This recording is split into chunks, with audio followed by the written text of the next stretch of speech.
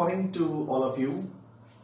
So बच्चे ਆਪਾਂ chapter number 4 in your book कर रहे हैं सरफेस केमिस्ट्री, जिसका फर्स्ट पार्ट आप कंप्लीट कर चुके हैं, दैट इज अबाउट एड्सॉर्प्शन। हुण आप उसका सेकंड पार्ट स्टार्ट कर रहे हैं जिसमें आप कहने हैं कोलोइडल सॉल्यूशंस या फिर colloids. Basically it is also a part of surface chemistry. वो आप towards the end of the chapter करांगे कि सरफेस केमिस्ट्री का या एड्सॉर्प्शन का की रोल है in the formation of colloidal solutions. But for the time being आज आप डिस्कस करना है कि कोलोइडल सॉल्यूशंस की हुंदे हैं एंड किहड़ी टाइप्स दे हुंदे हैं, ठीक है ना। So first of all what do you mean by a colloidal solution. So देखो बच्चे, अपने पास तीन तरीके के पार्टिकल्स होंगे हैं, या बेसिकली मैं तुहानू एग्जाम्पलीफाई करके चलदा हां। पहला आप स्टार्ट करते हैं विद द हेल्प ऑफ तीन तरीके के सॉल्यूशंस होंगे ने या कह लो मिक्सचर्स होंगे हैं। सो देखो बच्चे, सो लेट इट बी आप जस्ट एग्जाम्पल लेके चलो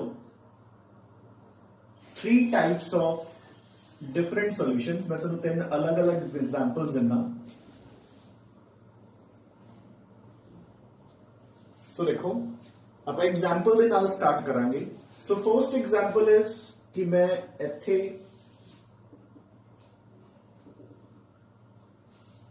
एक सॉल्यूशन प्रिपेयर किया जिस दे विच मैं वाटर दे विच मिक्स करता सॉल्ट या फिर sugar. Fine, so this is our first solution. Second मैं इत्थे वाटर दे विच मिक्स करता सैंड।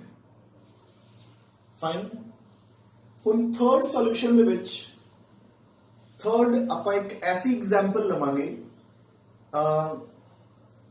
लाइक फॉर एग्जाम्पल कुछ एक मेडिसिन्स, मिल्क, ठीक है। So these are 2 typical examples जो आप चैप्टर दे विच भी डिस्कस करांगे। तो मैं इत्थे भी तुहानू एक बार दस दियां। सो बच्चे, पहला आप एक बार मेडिसिन्स नू इस एग्जाम्पल च डिस्कस करांगे। हुण देखो, जो सॉल्ट ते शुगर का पानी के नाल सॉल्यूशन है, अगर एक बार सॉल्यूशन प्रिपेयर हो गया तो उसदियां की प्रॉपर्टीज होंदियां ने। मतलब अगर तुसी उसनू इदां ही देखी चलो ते तुसी वेट करो कि कदे ना कदे सॉल्ट नीचे बैठ जाएगा ते पानी ऊपर आ जाऊगा, या तुसी उन्होंने फिल्टर चो पास कर दो एक नॉर्मल फिल्टर पेपर चो तो वो अलग अलग हो जाएगा, तो पॉसिबल नहीं है बच्चे। सो इन्हों आप कहने हैं एक true solution. So these are called true solutions. So देखो, पिछले चैप्टर च आपने किया सी सॉल्यूशंस, हुण आप सॉल्यूशंस नू भी 3 हिस्सों च वंडता ते आपने इसनू कहता ट्रू सॉल्यूशन कि जो एक्चुअल सॉल्यूशन की प्रॉपर्टी शो कर रहे हैं, जिसनू एक बार अगर प्रिपेयर हो गया तो उसको ब्रेक डाउन करना इतना ईजी नहीं है, ठीक है ना। आई थिंक आप इसको किवें सेपरेट आउट कर देंगे, बॉइलिंग करके। मतलब बॉइलिंग करके पानी उड़ जाऊगा, सॉल्ट ते शुगर पिछे रह जाऊगा। मतलब नॉर्मल मैथड्स नाल तुसीं इसको सेपरेट आउट नहीं कर सकते, जिवें कि फिल्ट्रेशन हो गया या अगर बाय ओनली स्टैंडिंग, है ना। हुण इधर आ जाओ, वाटर प्लस सैंड। इत्थे आपां नूं कुछ भी करने की जरूरत नहीं है बच्चे। तुसीं बस सॉल्यूशन प्रिपेयर किया, विद इन सेकेंड्स या विद इन मिनट्स सारा का सारा सैंड नीचे बैठ जाऊगा एंड पानी ऊपर आप डीकेंट कर सकते हैं। और अगर आपने बिल्कुल ही क्लियर करना है तो फिल्टर पेपर चो पास कर दो, पानी नीचे आ जाएगा, सैंड फिल्टर पेपर के ऊपर रह जाऊगा, ठीक है ना। Such solutions are called suspensions. Done, ठीक है। नाउ हुण जो विचाले आपने एग्जांपल लेती है, हुण अगर तुसी ध्यान नाल देखोगे तो इसदियां जिहड़ियां प्रॉपर्टीज है वो ना तो इहदे वर्गियां ना इहदे वर्गियां, दोनों दे विचकार है। किदां? सो पहला मैं मेडिसिन्स डिस्कस करूंगा। तुसी अगर कोई लिक्विड मेडिसिन लै रहे हो तो तुसी ऑब्जर्व किया होगा कि उहदे ऊपर फ्रीक्वेंटली लिखा हुंदा है शेक वेल बिफोर यूज, है ना। सबने पढ़िया होगा। एंड तुसी चलो जो नहीं भी पढ़िया होया तो एटलीस्ट ये तो ऑब्जर्व किया होगा कि मेडिसिन लैन तो पहला आप हमेशा उसनू पहला शेक करते हैं एंड फिर लैंदे हैं। एंड अगर तुसी अगे तो अगर इदां दी किसी मेडिसिन नू ऑब्जर्व करोगे तो तुसी जो उसनू रेफ्रिजरेटर चो निकालते हो, देखो store in a cool place and shake well before use, ये 2 प्रिकॉशंस उस पर दित्तियां होंदियां। जो तुसी उसनू रेफ्रिजरेटर चो निकालते हो उसदे 2 अलग लेयर्स बने हुए होंदे हैं, एक लाइट ते एक डार्क, ਤੁਸੀਂ ਇਸ ਨੂੰ ਸ਼ੇਕ ਕਰਦੇ ਹੋ, ਸ਼ੇਕ ਕਰਕੇ ਤੁਸੀਂ ਮੈਡੀਸਨ ਲੈ ਲੈਂਦੇ ਹੋ, ਔਰ ਅਗਰ ਤੁਸੀਂ ਆਬਜ਼ਰਵ ਕਰਦੇ ਰਹੋ ਤਾਂ ਉਹ ਦੇਖਦੇ ਹੀ ਦੇਖਦੇ ਨੀਚੇ ਨਹੀਂ ਬੈਠਣਗੇ, but after half an hour 40 minutes ਫਿਰ 2 ਲੇਅਰਸ ਡਿਵੈਲਪ ਹੋ ਜਾਣਗੇ। ਸੋ ਇਹਦੇ ਕਹਿਣ ਦਾ ਮਤਲਬ ਕੀ ਹੈ ਕਿ ਨਾ ਤਾਂ ਉਹ ਇਹਦੀ ਤਰ੍ਹਾਂ ਬਿਲਕੁਲ ਸਟੇਬਲ ਹੈ ਤੇ ਨਾ ਹੀ ਇਹਦੀ ਤਰ੍ਹਾਂ ਬਹੁਤ ਜ਼ਿਆਦਾ ਅਨਸਟੇਬਲ ਹੈ, ਉਹਦੀਆਂ ਪ੍ਰੋਪਰਟੀਜ਼ ਵਿਚਕਾਰ ਹੈ ਬੱਚੇ। ਗੈਟਿੰਗ ਅ ਪੁਆਇੰਟ। ਹੁਣ ਆਪਾਂ ਸੈਕੰਡ ਐਗਜ਼ਾਮਪਲ ਦੇਖਦੇ ਹਾਂ, ਜਿਵੇਂ ਕਿ ਮਿਲਕ। ਹੁਣ ਮਿਲਕ ਨੂੰ ਤੁਸੀਂ ਅਗਰ ਸਟੈਂਡਿੰਗ ਤੇ ਰੱਖ ਦੋ ਤੇ ਦੇਖੀ ਜਾਓ ਕਿ ਮਲਾਈ ਮੱਖਣ ਅਲੱਗ ਹੋ ਜਾਊਗਾ ਤੇ ਪਾਣੀ ਬਾਹਰ ਹੋ ਜਾਊਗਾ, ਲੱਸੀ ਅਲੱਗ ਹੋ ਜਾਊਗੀ, ਤਾਂ ਉਹ ਵੀ ਪੋਸੀਬਲ ਨਹੀਂ ਹੈ। ਅਗਰ ਆਪਾਂ ਇਹਦੀ ਤਰ੍ਹਾਂ ਦੇਖ ਲਈਏ, ਸੌਰੀ ਇਹਦੀ ਤਰ੍ਹਾਂ ਮੈਡੀਸਿਨਸ ਦੀ ਤਰ੍ਹਾਂ ਕਿ ਆਪਾਂ ਫ੍ਰਿਜ 'ਚ ਰੱਖਤਾ, ਅੱਧੇ ਪੌਣੇ ਘੰਟੇ ਬਾਅਦ ਅਲੱਗ ਹੋ ਗਿਆ, ਉਹ ਵੀ ਪੋਸੀਬਲ ਨਹੀਂ ਹੈ। ਮਿਲਕ ਨੂੰ ਆਪਾਂ ਕੀ ਕਰਦੇ ਹਾਂ, ਮਿਲਕ ਨੂੰ ਆਪਾਂ ਸੈਂਟਰੀਫਿਊਜ ਕਰਦੇ ਹਾਂ, ਜਿਹੜਾ ਆਪਾਂ ਪੰਜਾਬੀ 'ਚ ਕਹਿੰਦੇ ਨਾ ਮਧਾਣੀ ਮਾਰਤੀ, ਹੈ ਨਾ। ਤਾਂ ਸੈਂਟਰੀਫਿਊਜ ਕਰਕੇ ਤੁਸੀਂ ਦੇਖਿਆ ਕਿ ਮੱਖਣ ਅਲੱਗ ਹੋ ਜਾਂਦਾ, ਲੱਸੀ ਅਲੱਗ ਹੋ ਜਾਂਦੀ ਹੈ। ਜਾਂ ਦੂਜਾ ਮੈਥਡ ਆਪਾਂ ਕੀ ਯੂਜ਼ ਕਰਦੇ ਹਾਂ, ਬਾਈ ਬੋਇਲਿੰਗ, ਹੈ ਨਾ। ਆਪਾਂ ਮਿਲਕ ਨੂੰ ਬੋਇਲ ਕਰ ਦਿੰਦੇ ਹਾਂ, ਬੋਇਲ ਕਰਨ ਤੋਂ ਬਾਅਦ ਆਪਾਂ ਫ੍ਰਿਜ 'ਚ ਰੱਖ ਦਿੰਦੇ ਹਾਂ, ਕੂਲ ਕਰ ਦਿੰਦੇ ਹਾਂ ਤੇ ਉੱਪਰ ਮਲਾਈ ਆ ਜਾਂਦੀ ਹੈ, ਅਲੱਗ ਹੋ ਜਾਂਦੀ ਹੈ। ਸੋ ਹੁਣ ਦੇਖੋ ਇਹਨਾਂ ਦੇ ਵਿੱਚ ਕੀ ਪ੍ਰੋਪਰਟੀ ਹੈ ਕਿ ਇਹ ਸੈਂਟਰੀਫਿਊਜ ਕਰਕੇ ਵੀ ਅਲੱਗ ਨਹੀਂ ਹੋਣਗੇ। ਹੁਣ ਤੁਹਾਨੂੰ ਕੀ ਲੱਗਦਾ ਕਿ ਤੁਸੀਂ ਨਮਕ ਪਾਣੀ 'ਚ ਡਿਸੋਲਵ ਕਰ ਰੱਖਿਆ, ਤੁਸੀਂ ਸੈਂਟਰੀਫਿਊਜ ਕਰਤਾ, ਮਧਾਣੀ ਮਾਰਤੀ, ਤਾਂ ਨਮਕ ਅਲੱਗ ਤੇ ਪਾਣੀ ਅਲੱਗ ਨਹੀਂ। ਇੱਥੇ ਤੁਹਾਨੂੰ ਸੈਂਟਰੀਫਿਊਗੇਸ਼ਨ ਦੀ ਲੋੜ ਹੀ ਨਹੀਂ ਹੈ, ਫ੍ਰਿਜ 'ਚ ਰੱਖਣ ਦੀ ਲੋੜ ਹੀ ਨਹੀਂ ਹੈ। ਸੋ ਇੱਥੇ ਵਿਚਕਾਰ properties, these type of solutions, ਇਹਨਾਂ ਨੂੰ ਆਪਾਂ ਕਹਿੰਦੇ ਆ ਬੱਚੇ ਕੋਲੋਇਡਲ ਸੋਲੂਸ਼ਨਸ। ਇਹ ਟਰੂ ਸੋਲੂਸ਼ਨਸ, ਇਹ ਕੋਲੋਇਡਲ ਸੋਲੂਸ਼ਨਸ, ਇਹ ਸਸਪੈਂਸ਼ਨਸ। ਜਿਹੜੇ ਪਾਰਟੀਕਲਸ ਆਪਾਂ ਵਿੱਚ ਡਿਸੋਲਵ ਕੀਤੇ ਆ, ਆ ਜਿਹੜੇ ਪਾਰਟੀਕਲਸ ਸਾਲਟ ਜਾਂ ਸ਼ੂਗਰ ਦੇ ਇਹਨਾਂ ਦੇ ਵਿੱਚ ਹੁਣ ਡਿਸੋਲਵ ਹੋਏ ਹੋਏ ਆ, ਉਹਨਾਂ ਨੂੰ ਆਪਾਂ ਕਹਿੰਦੇ ਆ these particles are called crystalloids। ਇਹਦੇ ਵਿੱਚ ਜਿਹੜੇ ਪਾਰਟੀਕਲਸ ਡਿਸੋਲਵ ਹੋਏ ਹੋਏ ਆ ਉਹਨਾਂ ਨੂੰ ਆਪਾਂ ਕਹਿੰਦੇ ਆ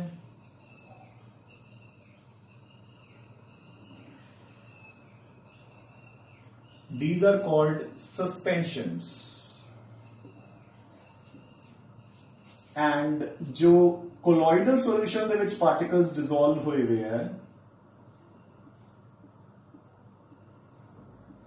ਉਹਨਾਂ ਨੂੰ ਬੱਚੇ ਆਪਾਂ ਕਹਿੰਦੇ ਆ ਕੋਲੋਇਡਸ। ਸੋ ਆਪਾਂ ਨੂੰ ਡਾਇਗਰਾਮੈਟਿਕਲੀ ਸਾਰਾ ਕੁਝ ਬਿਲਕੁਲ ਹੀ ਕਲੀਅਰਲੀ ਦਿਖ ਰਿਹਾ ਹੈ। ਜਿਹੜੀਆਂ ਚੀਜ਼ਾਂ ਪਹਿਲਾਂ ਆਪਾਂ ਨੇ ਥਿਓਰੈਟਿਕਲੀ ਬੋਲੀਆਂ ਉਹਦੇ ਪਿੱਛੇ ਰੀਜ਼ਨ ਵੀ ਤੁਹਾਨੂੰ ਕਲੀਅਰਲੀ ਦਿਖ ਰਿਹਾ ਹੋਊਗਾ ਕਿ ਜਿਹੜੇ ਸਸਪੈਂਸ਼ਨਸ ਦੇ ਵਿੱਚ ਪਾਰਟੀਕਲਸ ਨੇ, ਜਿਵੇਂ ਆਪਾਂ ਨੇ ਮਿੱਟੀ ਪਾਈ ਸੀ ਪਾਣੀ 'ਚ, ਤਾਂ ਜਿਹੜੇ ਮਿੱਟੀ ਦੇ ਪਾਰਟੀਕਲਸ ਹੈ ਉਹਨਾਂ ਦਾ size is greater than 1000 nanometres. Size ਵੱਡਾ ਹੋਣ ਕਰਕੇ ਉਹਨਾਂ ਦਾ ਮਾਸ ਇੰਨਾ ਹੈ ਕਿ ਆਪਾਂ ਨੂੰ ਕੋਈ ਮੈਥਡ ਦੀ ਲੋੜ ਨਹੀਂ, ਉਹ ਆਪਣੇ weight ਨਾਲ ਹੀ ਨੀਚੇ ਬੈਠ ਜਾਣਗੇ। ਅਗਰ ਆਪਾਂ ਫਿਲਟਰ ਪੇਪਰ 'ਚ ਪਾਸ ਕਰਾਂਗੇ ਤਾਂ ਫਿਲਟਰ ਪੇਪਰ ਦੇ ਜਿਹੜੇ ਹੋਲਸ ਹੈ, ਤਾਂ ਜਿਹੜੇ ਫਿਲਟਰ ਪੇਪਰ ਦੇ ਹੋਲਸ ਹੈ ਦੇਖੋ, ਉਹ ਫਿਲਟਰ ਪੇਪਰ ਦੇ ਹੋਲਸ ਇੰਨੇ ਛੋਟੇ ਹੈ ਕਿ ਉਹ ਇਹਦੇ ਵਿੱਚੋਂ ਪਾਸ ਨਹੀਂ ਹੋ ਸਕਦੇ, ਠੀਕ ਹੈ ਨਾ। ਸੌਰੀ, ਜਿਹੜੇ ਫਿਲਟਰ ਪੇਪਰ ਦੇ ਹੋਲਸ ਹੈ ਉਹ ਇੰਨੇ ਕੁ ਵੱਡੇ ਹੈਗੇ ਆ ਕਿ ਜਿਹੜੇ ਸਸਪੈਂਸ਼ਨਸ ਦੇ ਪਾਰਟੀਕਲਸ ਨੇ ਉਹ ਉਸ ਦੇ ਵਿੱਚੋਂ ਦੀ ਪਾਸ ਨਹੀਂ ਹੋ ਸਕਦੇ, ਠੀਕ ਹੈ ਨਾ। ਸੋ ਅਗਰ ਤੁਸੀਂ ਫਿਲਟਰ ਪੇਪਰ 'ਚ ਇੱਕ ਸਸਪੈਂਸ਼ਨ ਨੂੰ ਪਾਸ ਕਰੋਗੇ ਤਾਂ ਸਸਪੈਂਸ਼ਨ ਦੇ ਪਾਰਟੀਕਲਸ ਉਹਦੇ ਉੱਪਰ ਹੀ ਰਹਿ ਜਾਣਗੇ। ਤਾਂ ਇਸੇ ਕਰਕੇ ਆਪਾਂ ਫਿਲਟਰ ਪੇਪਰ ਦੇ ਨਾਲ ਪਾਣੀ ਤੇ ਮਿੱਟੀ ਵਿੱਚੋਂ ਮਿੱਟੀ ਅਲੱਗ ਕਰ ਲੈਂਦੇ ਹਾਂ, ਜਦਕਿ ਇਹ ਵਿੱਚੋਂ ਦੀ ਪਾਸ ਹੋ ਜਾਣਗੇ, ਆ ਵੀ ਵਿੱਚੋਂ ਦੀ ਪਾਸ ਹੋ ਜਾਣਗੇ, ਠੀਕ ਹੈ ਨਾ। ਹੁਣ ਦੇਖੋ ਦੂਸਰਾ ਚੀਜ਼, ਸੋ ਇਹਨਾਂ ਦੇ ਪਾਰਟੀਕਲਸ ਛੋਟੇ, ਇਹਨਾਂ ਦੇ ਵੀ ਛੋਟੇ, ਇਹਦੇ ਵਿੱਚੋਂ ਵੀ ਪਾਸ ਹੋ ਜਾਣਗੇ। ਇੱਥੇ ਆਪਾਂ ਨੂੰ ਕਿਸੇ ਮੈਥਡ ਦੀ ਜ਼ਰੂਰਤ ਹੀ ਨਹੀਂ ਹੈ ਬੱਚੇ।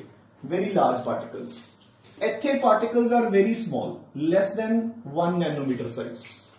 ਸੋ ਇੰਨੇ ਛੋਟੇ ਹੈ ਕਿ ਇਹਨਾਂ ਉੱਤੇ ਕੋਈ ਗ੍ਰੈਵਿਟੀ ਅਸਰ ਨਹੀਂ ਕਰ ਪਾ ਰਹੀ, they are moving randomly in all the directions. ਅਗਰ ਆਪਾਂ ਨੂੰ ਇਹ ਕੁਐਸਚਨ ਆਉਂਦਾ ਹੈ ਕਿ ਇਹ ਦੋਨੋਂ ਕਾਫੀ ਹੱਦ ਤੱਕ ਸਟੇਬਲ ਕਿਉਂ ਹੈ, ਆਪਾਂ ਕਹਾਂਗੇ ਕਿ ਦ ਪਾਰਟੀਕਲਸ ਆਫ, ਇੱਥੇ ਦਾ ਆਪਾਂ ਨੂੰ ਕਹਿੰਦੇ ਆ ਸੋਲਿਊਟ ਪਾਰਟੀਕਲਸ। ਯਾਦ ਹੈ ਨਾ, ਸੋਲੂਸ਼ਨ ਦੇ ਦੋ ਕੰਪੋਨੈਂਟਸ ਸੀ, ਸੋਲਵੈਂਟ ਤੇ ਸੋਲਿਊਟ। ਤਾਂ they are moving randomly in all the directions. ਤੇ ਜਦੋਂ ਰੈਂਡਮਲੀ ਮੂਵ ਕਰ ਰਹੇ ਨੇ ਤਾਂ ਮੂਵ ਕਰਦੇ ਕਰਦੇ ਉਹ ਇੱਕ ਦੂਸਰੇ 'ਚ ਵੀ ਟਕਰਾਉਂਦੇ ਨੇ, ਸੋਲਵੈਂਟ ਦੇ ਪਾਰਟੀਕਲਸ ਵੀ ਟਕਰਾਉਂਦੇ ਨੇ, ਤੇ ਟਕਰਾਉਣ ਕਰਕੇ ਉਹਨਾਂ ਦੀ ਡਾਇਰੈਕਸ਼ਨਸ ਬਾਰ-ਬਾਰ ਚੇਂਜ ਹੁੰਦੀਆਂ ਰਹਿੰਦੀਆਂ। ਹੁਣ ਇੱਥੇ ਵਿੱਚ ਵਿਚਾਲੇ ਆ ਬੱਚੇ, ਸੋ 1 ਨੈਨੋਮੀਟਰ ਤੋਂ ਵੱਡੇ ਹੈ ਐਂਡ 1000 ਨੈਨੋਮੀਟਰ ਤੋਂ ਘੱਟ ਹੈ। So the particle size in colloidal solutions is in between 1 to 1000 nanometers, ठीक है ना। सो इसे करके उन्होंने प्रॉपर्टीज भी दोनों के विचकार एक दो टर्म्स मैं तुहानू बच्चे जरूर क्लीयर कर देवां जिहड़े कि आपां नू कॉमनली कंफ्यूज करदी हैं। सो याद रखना है जिवें आपां सॉल्यूशन लई एक शॉर्ट फॉर्म लिख दिंदे हुंदे हैं SOLN पा के पिछे फुल स्टॉप पा दिंदे हैं, ਤਾਂ ਉਦਾਂ ਕੋਲੋਇਡਲ ਸੋਲੂਸ਼ਨ ਨੂੰ ਆਪਾਂ ਇੱਕ ਸ਼ਾਰਟ ਫਾਰਮ ਦਿੰਦੇ ਹਾਂ ਜਿਹੜੀ ਕਿ ਐਕਚੁਅਲ ਚ ਉਹਦੀ ਸ਼ਾਰਟ ਫਾਰਮ ਹੈ ਜਿਸ ਨੂੰ ਆਪਾਂ ਕਹਿੰਦੇ ਆ ਸੋਲ। ਸੋ ਇਹ ਯਾਦ ਰੱਖਣਾ ਹੈ ਅੱਗੇ ਤੋਂ ਸਾਇੰਸ ਦੇ ਵਿੱਚ ਸੋਲ ਨੂੰ ਕਦੇ ਵੀ ਸੋਲੂਸ਼ਨ ਲਈ ਯੂਜ਼ ਨਹੀਂ ਕਰਨਾ ਕਿਉਂਕਿ ਬੱਚਿਆਂ ਦੀ ਕਨਫਿਊਜ਼ਨ ਹੁੰਦੀ ਹੈ ਜਾਂ ਬੱਚਿਆਂ ਦੀ ਆਦਤ ਹੁੰਦੀ ਹੈ ਛੋਟਾ ਕਰਕੇ ਲਿਖਣ ਦੀ, ਤਾਂ ਸੋਲੂਸ਼ਨ ਨੂੰ SOL ਪਾ ਕੇ ਪਿੱਛੇ ਫੁੱਲ ਸਟਾਪ ਪਾਤਾ ਵੀ ਸੋਲੂਸ਼ਨ ਲਈ ਨਹੀਂ। ਸੋਲੂਸ਼ਨ ਨੂੰ ਕਦੇ ਵੀ ਸੋਲ ਨਹੀਂ ਲਿਖਣਾ because sol in chemistry stands for a colloidal solution, ਠੀਕ ਹੈ ਨਾ। ਜਿਵੇਂ ਹੁਣ ਮੈਂ ਤੁਹਾਨੂੰ ਅਗਰ ਕਹਾਂ ਕਿ ਮੈਡੀਸਨ ਇੱਕ ਸੋਲ ਹੈ ਤਾਂ ਮੈਨੂੰ ਇਹ ਕਹਿਣ ਦੀ ਜ਼ਰੂਰਤ ਨਹੀਂ ਹੈ ਕਿ ਮੈਡੀਸਨ ਇੱਕ ਕੋਲੋਇਡਲ ਸੋਲੂਸ਼ਨ ਹੈ, ਤਾਂ ਮੈਡੀਸਨ ਇਜ਼ ਅ ਸੋਲ, ਠੀਕ ਹੈ ਨਾ। ਤਾਂ ਜਿਵੇਂ ਇੱਕ ਟਰੂ ਸੋਲੂਸ਼ਨ ਦੇ ਦੋ ਕੰਪੋਨੈਂਟ ਸੀਗੇ ਸੋਲਿਊਟ ਐਂਡ ਸੋਲਵੈਂਟ, ਤਾਂ ਬੱਚੇ ਇਦਾਂ ਹੀ ਯਾਦ ਰੱਖਣਾ ਕਿ ਕੋਲੋਇਡਲ ਸੋਲੂਸ਼ਨ ਦੇ ਵੀ ਦੋ ਕੰਪੋਨੈਂਟਸ ਹੈ डिस्पर्स्ड फेज एंड दूसरा डिस्पर्शन मीडिया, ठीक है ना। जिद्दां सॉल्यूशन दे विच आपां कहंदे आ भी जिहड़ी चीज घट हुंदी है ते डिसॉल्व हो जांदी है उहनूं आपां सोल्यूट कहंदे आ, जिहड़ी चीज ज्यादा हुंदी है जिहदे विच डिसॉल्व हुंदी है उहनूं आपां सॉल्वेंट कहंदे आ। तो सिमिलरली सोल दे विच जिहड़ी चीज घट है जिहड़ी डिसॉल्व हुंदी है उसनूं आपां कहंदे आ डिस्पर्स्ड फेज, ਜਿਹੜੀ ਚੀਜ਼ ਜ਼ਿਆਦਾ ਹੁੰਦੀ ਹੈ ਜਿਹਦੇ ਵਿੱਚ ਡਿਸੋਲਵ ਹੁੰਦਾ ਹੈ ਡਿਸਪਰਸ ਫੇਸ ਉਸਨੂੰ ਆਪਾਂ ਕਹਿੰਦੇ ਹਾਂ ਡਿਸਪਰਸ਼ਨ ਮੀਡੀਆ, ਠੀਕ ਹੈ। ਸੋ ਦਿਸ ਇਜ਼ ਐਨ ਇੰਟਰੋਡਕਸ਼ਨ ਕਿ ਕੋਲੋਇਡਸ ਕੀ ਹੁੰਦੇ ਨੇ ਐਂਡ ਉਹਨਾਂ ਦਾ ਪਾਰਟੀਕਲ ਸਾਈਜ਼ ਕੀ ਹੁੰਦਾ ਹੈ ਐਂਡ ਹਾਊ ਆਰ ਦੇ ਡਿਫਰੈਂਟ ਫਰੋਮ ਕ੍ਰਿਸਟਲੋਇਡਸ ਐਂਡ ਸਸਪੈਂਸ਼ਨਸ। ਆਪਾਂ ਕੁਝ ਹੁਣ ਹੋਰ ਪ੍ਰੋਪਰਟੀਜ਼ ਡਿਸਕਸ ਕਰਾਂਗੇ ਕਿ ਜਿਹੜੀਆਂ ਪ੍ਰੋਪਰਟੀਜ਼ ਦੇ ਵਿੱਚ ਆਪਾਂ ਪੜਾਂਗੇ ਕਿ ਕੋਲੋਇਡਸ ਬਿਲਕੁਲ ਵਿਚਕਾਰ ਹੈ, ਨਾ ਕ੍ਰਿਸਟਲੋਇਡਸ ਦੀ ਤਰ੍ਹਾਂ ਤੇ ਨਾ ਸਸਪੈਂਸ਼ਨਸ ਦੀ ਤਰ੍ਹਾਂ। फाइन। सो बच्चे हुण आपां कुछ प्रॉपर्टीज दी हेल्प नाल तीनों टाइप दे सॉल्यूशंस नू कंपेयर करांगे एंड बेसिकली आपां दसांगे कि कोलोइडल सॉल्यूशंस दोनां दे किवें डिफरेंट है, ठीक है ना। सो देखो आवर फर्स्ट प्रॉपर्टी इज होमोजेनाइटी। आपां की कहा सी कि होमोजेनस सॉल्यूशन की हुंदा है जिहड़ा कि सेम हुंदा है जिहदा कंपोजिशन थ्रू आउट, है ना। जिद्दां कि आपां ने कहा सी अगर आपां पानी दे विच सॉल्ट नूं डिसॉल्व कर लईए तां चाहे आपां एक चम्मच उपरों लै लो चाहे नीचों लै लो ਉਹਦਾ सेम फ्लेवर ही होएगा। तो that is called a homogenous solution जिहदे which the particles are dispersed throughout the solvent homogenously, इक्को जी डिस्ट्रीब्यूशन हुंदी है, ठीक है ना। सो ट्रू सॉल्यूशंस तां आपां नूं सब नूं पता है, आपां लास्ट चैप्टर कर लिया कि होमोजेनस हुंदे ने। सस्पेंशंस भी आपां नूं पता है कि हेटेरोजेनस। आप वही एग्जाम्पल लेके चलो सैंड एंड वाटर, ऊपरों लाइट हो जाएगा नीचे डार्क। बच्चे सस्पेंशंस भी हेटेरोजेनस ही होंगे ने क्योंकि चाहे आफ्टर सम टाइम वो अलग तो हो ही जाते हैं, ठीक है ना। जिद्दां हुण तुसीं मिल्क की एग्जाम्पल लैती, मेडिसिन की एग्जाम्पल लैती, मेडिसिन अद्धे पौने घंटे हो जांदियां ने, मिल्क अगर 2-3 दिन पिया रहे तो वो भी खराब हो जाता है, तो ਉਹਦੇ ਵਿੱਚ ਜਿਹੜਾ ਪਨੀਰ ਵਾਲਾ ਪਾर्ट ਹੁੰਦਾ ਹੈ ਉਹ ਅਲੱਗ ਕੋਐਗੂਲੇਟ ਹੋ ਜਾਂਦਾ ਹੈ, ਪਾਣੀ ਅਲੱਗ ਹੋ ਜਾਂਦਾ ਹੈ, ठीक है ना। So they are also heterogenous. Filtration आप कर चुके कि ट्रू सॉल्यूशंस दी फिल्ट्रेशन पॉसिबल ही नहीं है क्योंकि क्रिस्टलॉइड्स दे पार्टिकल्स इन्ने छोटे हुंदे ने कि आप उन्हां नूं सैपरेट आउट नहीं कर सकते बाय ऑर्डिनरी फिल्ट्रेशन या अल्ट्रा फिल्ट्रेशन। सस्पेंशंस वो तो ऑर्डिनरी फिल्टर पेपर दे नाल ही सैपरेट आउट हो जाएंगे। हुण देखो इत्थे they can be separated by ultra filtration. हुण बच्चे अल्ट्रा फिल्ट्रेशन की हुंदी है, देखो आपां ने की कीता सी कि ट्रू सॉल्यूशंस दे विच जिहड़ा पार्टिकल साइज है बहुत छोटा हुंदा है, सस्पेंशन च बहुत वड्डा, सॉरी सस्पेंशन च बहुत वड्डा एंड इस दे विच विचकार। सो देखो जो ऑर्डिनरी फिल्टर पेपर हुंदा है, देखो बच्चे मैं दस रहा कि what do you mean by ultra filter. So देखो जो ऑर्डिनरी फिल्टर पेपर है उस दे विच जिहड़ा पोर साइज है let it be O N है,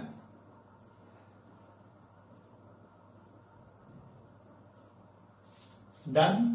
हुण जिहड़े अपने पार्टिकल साइजेस ने, suppose this is the particle size of a crystalloid, this is the particle size of a colloid and this is the particle size of a suspension. तो आपां नूं clearly दिख रहा है कि ये दोनों ਉਹਦੇ ਵਿੱਚੋਂ पास कर जाएंगे, ये पास नहीं होएगा। ਹੁਣ ਆਪਾਂ ਕੀ ਕਰਦੇ ਆ, ਜਿਹੜੇ ਇਹ ਆਰਡੀਨਰੀ ਫਿਲਟਰਸ ਨੇ ਆਪਾਂ ਇਹਨੂੰ ਟ੍ਰੀਟ ਕਰਦੇ ਆ with a solution of gelatin. ਉਹ ਆਪਾਂ ਅੱਗੇ ਪੜਾਂਗੇ, ਠੀਕ ਹੈ ਨਾ। ਆਪਾਂ ਨੂੰ ਕਹਿੰਦੇ ਆ ਕੋਲੋਇਡੀਅਨ, ਬੇਸਿਕਲੀ ਨਾਈਟ੍ਰੋਸੈਲੂਲੋਜ਼ ਦਾ ਸੋਲੂਸ਼ਨ ਹੁੰਦਾ ਹੈ, ਆਪਾਂ ਨੂੰ ਕਹਿੰਦੇ ਆ ਕਿ ਕੋਲੋਇਡੀਅਨ ਸੋਲੂਸ਼ਨ ਹੁੰਦਾ ਹੈ। ਤਾਂ ਆਪਾਂ ਉਸ ਨੂੰ ਹੋਰ ਵੀ ਬਹੁਤ ਸਾਰੇ ਕੈਮੀਕਲਸ ਹੈ ਜਿਨ੍ਹਾਂ ਨਾਲ ਆਪਾਂ ਇਹਨਾਂ ਨੂੰ ਟ੍ਰੀਟ ਕਰ ਸਕਦੇ ਹਾਂ। ਆਪਾਂ ਇਸ ਨੂੰ ਟ੍ਰੀਟ ਕਰਾਂਗੇ ਤੇ ਜਿਹੜਾ ਉਹ ਸਬਸਟੈਂਸ ਹੈ ਉਹ ਇਹਦੇ ਵਿੱਚ ਪੋਰਸ ਦੇ ਵਿੱਚ ਏਦਾਂ ਜਾ ਕੇ ਜਮਾ ਹੋ ਜਾਊਗਾ।